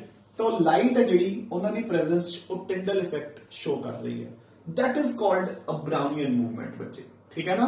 ਸੋ ਇੱਕ ਸਪੈਸ਼ਲ ਪ੍ਰੋਪਰਟੀ ਹੈ ਕੋਲੋਇਡਲ solutions the, Brownian movement and Tyndall effect। ਤੇ ਦੋਨੋਂ ਪ੍ਰੋਪਰਟੀਜ਼ ਦੇ ਵਿੱਚੋਂ ਇੱਕ ਨਾ ਇੱਕ ਕੁਐਸਚਨ ਜ਼ਰੂਰ ਆਉਂਦਾ ਹੀ ਆਉਂਦਾ ਐਗਜ਼ਾਮਸ ਦੇ ਵਿੱਚ। ਸੋ these were some of the properties which help us to differentiate between 3 different types of solutions: true solutions, suspensions and colloidal। ਤੇ ਇਹਨਾਂ ਪ੍ਰੋਪਰਟੀਜ਼ ਦੇ ਡਿਫਰੈਂਟ ਹੋਣ ਦਾ ਇੱਕੋ ਹੀ ਰੀਜ਼ਨ ਹੈ ਬੱਚੇ, ਕਿਹੜਾ? ਉਹਨਾਂ ਦੇ ਪਾਰਟੀਕਲਸ ਦਾ ਪਾਰਟੀਕਲ ਸਾਈਜ਼। ਟਰੂ ਸੋਲੂਸ਼ਨ ਦੇ ਵਿੱਚ it is lace than 1 nanometre, ਇਸ ਦੇ ਵਿੱਚ it is greater than 1000 nanometre, ਇਸ ਦੇ ਵਿੱਚ 1 ਤੋਂ ਲੈ ਕੇ 1000 ਨੈਨੋਮੀਟਰ ਦੇ ਵਿਚਕਾਰ। ਅਨਦਰ ਇੰਪੋਰਟੈਂਟ ਪੁਆਇੰਟ ਜਿਹੜੇ ਮੈਂ ਤੁਹਾਨੂੰ ਦੱਸੇ ਹੈ ਤਾਂ ਯਾਦ ਰੱਖਣਾ ਹੈ, ਕੋਲੋਇਡਲ ਸੋਲੂਸ਼ਨਸ ਨੂੰ ਆਪਾਂ ਕੀ ਕਹਿੰਦੇ ਆ? ਸੋਲ, ਠੀਕ ਹੈ। ਜਿੱਦਾਂ ਟਰੂ ਸੋਲੂਸ਼ਨ ਦੇ ਦੋ ਕੰਪੋਨੈਂਟਸ ਹੁੰਦੇ ਨੇ, ਸੋਲਿਊਟ ਐਂਡ ਸੋਲਵੈਂਟ, ਇਸ ਦੇ ਕੰਪੋਨੈਂਟਸ ਨੂੰ ਆਪਾਂ ਕੀ ਨਾਮ ਦਿੰਦੇ ਆ? Dispersed phase and dispersion media. Fine, ਹਾਂਜੀ ਬੱਚੇ। ਸੋ ਹੁਣ ਆਪਣਾ next topic is types of colloidal particles. Types of colloidal solutions ਆਪਾਂ ਤਿੰਨ ਡਿਫਰੈਂਟ ਕ੍ਰਾਈਟੇਰੀਆ ਯੂਜ਼ ਕਰਦੇ ਹਾਂ ਕੋਲੋਇਡਲ ਸੋਲੂਸ਼ਨਸ ਨੂੰ ਕਲਾਸੀਫਾਈ ਕਰਨ ਲਈ ਠੀਕ ਹੈ ਨਾ ਇੱਕ ਹੁੰਦਾ ਹੈ ਟਾਈਪ ਆਫ ਡਿਸਪਰਸਡ ਫੇਜ਼ ਤੇ ਡਿਸਪਰਸ਼ਨ ਮੀਡੀਆ ਜੋ ਆਪਾਂ ਅੱਜ ਡਿਸਕਸ ਕਰਾਂਗੇ ਕਿ ਡਿਸਪਰਸਡ ਫੇਜ਼ ਤੇ ਡਿਸਪਰਸ਼ਨ ਮੀਡੀਆ ਦੀ ਕਿਹੜੀ ਸਟੇਟ ਹੈ ਉਸ ਸਟੇਟ ਦੇ ਉੱਪਰ ਡਿਪੈਂਡ ਕਰਕੇ ਆਪਾਂ ਕੋਲੋਇਡਲ ਸੋਲੂਸ਼ਨਸ ਕਿਸ ਟਾਈਪ ਦੇ ਹੁੰਦੇ ਨੇ ਇੱਕ ਆਪਾਂ ਨੇ ਅੱਜ ਇਹ ਡਿਸਕਸ ਕਰਨਾ ਹੈ ਫਿਰ ਇੱਕ ਕਲਾਸੀਫਿਕੇਸ਼ਨ ਹੁੰਦੀ ਹੈ ਬੱਚੇ ਉਹਨਾਂ ਦੇ ਸਾਈਜ਼ ਦੇ ਉੱਪਰ ਡਿਪੈਂਡ ਕਰਕੇ ਠੀਕ ਹੈ ਔਰ ਇੱਕ ਹੁੰਦੀ ਹੈ ਡਿਸਪਰਸਡ ਫੇਜ਼ ਤੇ ਡਿਸਪਰਸ਼ਨ ਮੀਡੀਆ ਦੇ ਵਿਚਕਾਰ ਆਪਸ ਚ ਕਿਹੜੀਆਂ ਫੋਰਸਸ ਹੈ ਅਟਰੈਕਟਿਵ ਫੋਰਸਸ ਹੈ ਜਾਂ ਰਿਪਲਸਿਵ ਫੋਰਸਸ ਹੈ ਉਹਦੇ ਉੱਪਰ based so colloidal solutions can be classified depending upon three different features ਇੱਕ ਤਾਂ first type of the physical state of dispersed phase and dispersion media number 2 size of dispersed phase and dispersion media particles number 3 on the basis of their nature of interactions so ਆਪਾਂ ਅੱਜ ਪਹਿਲੀ classification ਕਰਨੀ ਹੈ ਕਿ dispersed phase and dispersion media the physical state ਦੇ ਉੱਪਰ depend ਕਰਦੇ ਹੋਏ ਆਪਣੇ ਕੋਲ ਕੋਲੋਇਡਲ ਪਾਰਟੀਕਲਸ ਕਿਹੜੀ ਟਾਈਪ ਦੇ ਹੋ ਸਕਦੇ ਨੇ ਕੋਲੋਇਡਲ ਸੋਲੂਸ਼ਨ ਸੌਰੀ ਸੋ ਅਗਰ ਦੇਖੋ ਇੱਕ ਸੋਲਿਡ ਡਿਸਪਰਸਡ ਹੋਇਆ ਹੋਇਆ ਦੂਸਰੇ ਸੋਲਿਡ ਚ ਇਹ ਗੈਟਿੰਗ ਅ ਪੁਆਇੰਟ ਸੋ ਸੋਲਿਡ ਡਿਸਪਰਸਡ ਫੇਜ਼ ਵੀ ਸੋਲਿਡ ਹੈ ਡਿਸਪਰਸ਼ਨ ਮੀਡੀਆ ਵੀ ਸੋਲਿਡ ਹੈ ਤਾਂ ਉਸ ਨੂੰ ਆਪਾਂ ਕਹਿੰਦੇ ਆ ਇੱਕ ਸੋਲਿਡ ਸੋਲ ਗੈਟਿੰਗ ਸੋ ਬੱਚੇ ਤੇ ਇੱਕ ਸਿੰਪਲ ਜੀ ਗੱਲ ਹੈ ਯਾਦ ਰੱਖਣਾ ਹੈ ਕਿ ਅਗਰ ਕੋਈ ਵੀ ਸੋ ਦੇਖੋ ਅਗਰ ਆਪਣੇ ਕੋਲ ਇੱਕ ਸੋਲਿਡ ਦੂਜੇ ਸੋਲਿਡ ਦੇ ਵਿੱਚ ਡਿਸਪੋਜ਼ਡ ਹੋਇਆ ਹੋਇਆ ਹੈ ਤਾਂ ਉਸ ਨੂੰ ਆਪਾਂ ਕਹਿੰਦੇ ਆ ਸੋਲਿਡ ਸੋਲ ਬੱਚੇ ਵੀ ਯਾਦ ਰੱਖਣੀ ਹੈ ਟਾਈਪਸ ਦੇ ਆਰ ਇੰਪੋਰਟੈਂਟ ਇਹ ਕਾਮਨਲੀ ਪੁੱਛੀਆਂ ਜਾਂਦੀਆਂ ਥਿਉਰੀ ਐਗਜ਼ਾਮ ਚ ਖਾਸ ਤੌਰ ਤੇ ਇਹਨਾਂ ਦੀਆਂ ਐਗਜ਼ਾਮਪਲਸ ਸੋ ਸੋਲਿਡ ਸੋਲ ਤੇ ਉਸ ਦੀ ਐਗਜ਼ਾਮਪਲ ਹੈ ਐਲੋਇਜ਼ ਬੱਚੇ ਐਲੋਇਜ਼ ਕੀ ਹੁੰਦੇ ਨੇ they are mixtures of two or more metals ਤੇ ਮੈਟਲਸ ਕੀ ਹੁੰਦੇ ਨੇ ਸੋਲਿਡਸ ਸੋ ਇੱਕ ਤੋਂ ਜ਼ਿਆਦਾ ਸੋਲਿਡਸ ਆਪਸ ਚ ਮਿਕਸ ਹੋਏ ਹੋਏ ਆ done now next second is ਜਦੋਂ ਸੋਲਿਡ ਡਿਸਪਰਸ ਹੋਏਗਾ ਲਿਕੁਇਡ ਚ ਇਹ ਤਾਂ ਇੱਕ ਟਿਪੀਕਲ ਸੋਲੂਸ਼ਨ ਹੈ ਹਨਾ ਮਤਲਬ ਆਪਾਂ ਨਾਰਮਲੀ ਕੀ ਕਹਿੰਦੇ ਹੁੰਦੇ ਆ ਵੀ ਇੱਕ ਸੋਲੂਸ਼ਨ ਕਿਵੇਂ ਬਣਦਾ ਹੈ ਜਦੋਂ ਆਪਾਂ ਕਿਸੇ ਲਿਕੁਇਡ ਦੇ ਵਿੱਚ ਕੋਈ ਸੋਲਿਡ ਘੋਲ ਦਈਏ ਜਿਵੇਂ ਪਾਣੀ ਦੇ ਵਿੱਚ ਨਮਕ ਤਾਂ ਜਦੋਂ ਇੱਕ ਸੋਲਿਡ ਲਿਕੁਇਡ ਡਿਸਪਰਸ ਹੋਏਗਾ ਉਹਨੂੰ ਆਪਾਂ ਨਾਮ ਕੀ ਦਿੱਤਾ ਹੈ ਇਕੱਲਾ ਸੋਲ ਕਿਉਂਕਿ ਉਹ ਟਿਪੀਕਲ ਐਗਜ਼ਾਮਪਲ ਹੈ ਤੇ ਕਲਾਸਿਕਲ ਐਗਜ਼ਾਮਪਲ ਇਜ਼ ਪੇਂਟਸ ਤੇ ਗੋਲਡ ਸੋਲ ਪੇਂਟਸ ਦੀ ਬੱਚੇ ਤੁਸੀਂ ਆਬਜ਼ਰਵ ਕੀਤਾ ਹੋਵੇਗਾ ਕਿ ਜਦੋਂ ਆਪਾਂ ਘਰ ਪੇਂਟਸ ਕਰਵਾਉਂਦੇ ਆ ਤਾਂ 2-3 ਬਾਰ ਬ੍ਰਸ਼ ਮਾਰਨ ਤੋਂ ਬਾਅਦ ਉਹ ਦੁਬਾਰਾ ਫਿਰ ਉਸ ਨੂੰ ਡਿਸੋਲਵ ਕਰਦੇ ਆ ਯਾਨੀ ਕਿ ਦੇ ਸਟਾਰਟ ਸੈਟਲਿੰਗ ਡਾਊਨ ਠੀਕ ਹੈ ਨਾ ਤਾਂ paints are also colloidal solutions and similarly 골ਡ ਦਾ ਸੋਲੂਸ਼ਨ ਵੀ ਇੱਕ ਕੋਲੋਇਡਲ ਸੋਲੂਸ਼ਨ ਹੈ ਅੱਛਾ ਜਿਹੜੀਆਂ ਐਗਜ਼ਾਮਪਲਸ ਮੈਂ ਲਿਖ ਰਿਹਾ ਥੀਸ ਆਰ ਕੁਝ ਟਿਪੀਕਲ ਐਗਜ਼ਾਮਪਲਸ ਜਿਹੜੀਆਂ ਕਿ ਇੰਪੋਰਟੈਂਟ ਵੀ ਹੈ ਐਂਡ ਲਰਨ ਕਰਨੀਆਂ ਵੀ ਈਜ਼ੀ ਹੈ ਚਾਰਟ ਦੇ ਵਿੱਚ ਜੋ ਨੋਟਸ ਦੇ ਵਿੱਚ ਚਾਰਟ ਉਹਦੇ ਵਿੱਚ ਬਹੁਤ ਸਾਰੀਆਂ ਐਗਜ਼ਾਮਪਲਸ ਉਹਦੇ ਵਿੱਚ ਤੁਸੀਂ ਇਹ ਵਾਲੀਆਂ ਐਗਜ਼ਾਮਪਲਸ ਨੂੰ ਟਿਕ ਜਾਂ ਅੰਡਰਲਾਈਨ ਕਰ ਸਕਦੇ ਹੋ ਠੀਕ ਹੈ ਨੈਕਸਟ ਅਗਰ ਇੱਕ ਸੋਲਿਡ ਡਿਸਪਰਸ ਹੋ ਗਿਆ ਗੈਸ ਦੇ ਵਿੱਚ ਤਾਂ ਜਦੋਂ ਉਹਨੇ ਯਾਦ ਰੱਖਣਾ ਹੈ ਕਿ ਜਦੋਂ gas acts as a dispersion media ਤਾਂ ਉਸ ਸੋਲ ਨੂੰ ਆਪਾਂ ਕਹਿੰਦੇ ਆ ਐਰੋਸੋਲ ਹਨਾ ਕਿਉਂਕਿ ਦੇਖੋ 에ਅਰ ਜਾਂ gas is acting as a solvent ਜਾਂ ਡਿਸਪਰਸ਼ਨ ਮੀਡੀਆ ਤਾਂ ਐਰੋਸੋਲ ਜਿਹੜਾ ਸੋਲੂਸ਼ਨ ਹਵਾ ਦੇ ਵਿੱਚ ਬਣਿਆ ਉਹਨੂੰ ਐਰੋਸੋਲ ਸੋ ਐਰੋਸੋਲ ਤੇ ਇਸ ਦੀ ਕਲਾਸਿਕਲ ਐਗਜ਼ਾਮਪਲ ਸਟਾਰਮ ਦੇ ਦੌਰਾਨ ਕੀ ਹੁੰਦਾ ਹੈ ਜਿਹੜੀ ਮਿੱਟੀ ਹੈ dust that gets dispersed in the air so aerosol now gels liquid in a solid ਇਹ ਤਾਂ ਬੱਚੇ ਕਾਮਨ ਐਗਜ਼ਾਮਪਲ ਹੈ ਹਨਾ ਜਦੋਂ ਇੱਕ ਸੋਲਿਡ ਦੇ ਵਿੱਚ ਆਪਾਂ ਲਿਕੁਇਡ ਨੂੰ ਡਿਸਪਰਸ ਕਰ ਦਿੰਦੇ ਆ ਵੀ ਗੈਟ ਜੈਲਸ ਤੇ ਕਲਾਸਿਕਲ ਐਗਜ਼ਾਮਪਲ ਬੱਚਿਆਂ ਦੇ ਖਾਣ ਵਾਲੀਆਂ ਜੈਲੀਜ਼ ਆਪਾਂ ਪਨੀਰ ਯੂਜ਼ ਕਰਦੇ ਆ ਚੀਜ਼ ਕਰਡ ਦਹੀਂ ਠੀਕ ਹੈ ਆਲ ਥੀਸ ਆਰ ਕੀ ਹੈ ਕਿ ਕਿਸੇ ਦਾ ਕਿਸੇ ਸੋਲਿਡ ਦੇ ਵਿੱਚ ਜਿਹੜਾ ਪਾਣੀ ਹੈ ਜਾਂ ਲਿਕੁਇਡ ਹੈ ਉਹ ਡਿਸਪਰਸ ਹੋਇਆ ਹੋਇਆ ਹੈ Next is very important emulsions.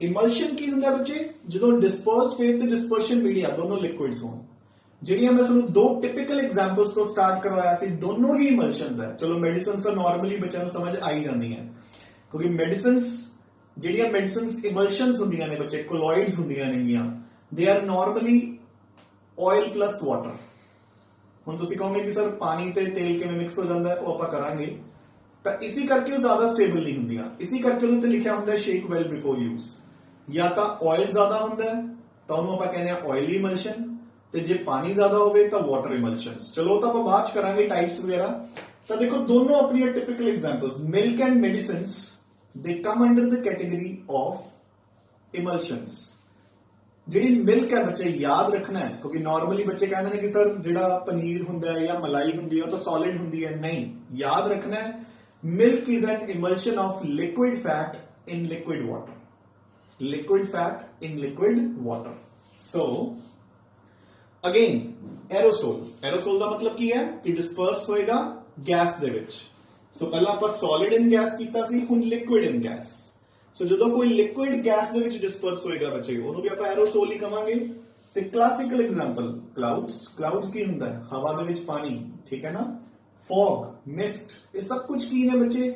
ਜਦੋਂ ਪਾਣੀ dissolve ਹੋਇਆ ਹੋਇਆ ਹੁੰਦਾ ਹੈ ਹਵਾ ਦੇ ਵਿੱਚ, ਠੀਕ ਹੈ ਨਾ। ਗੈਟਿੰਗ ਅ ਪੁਆਇੰਟ?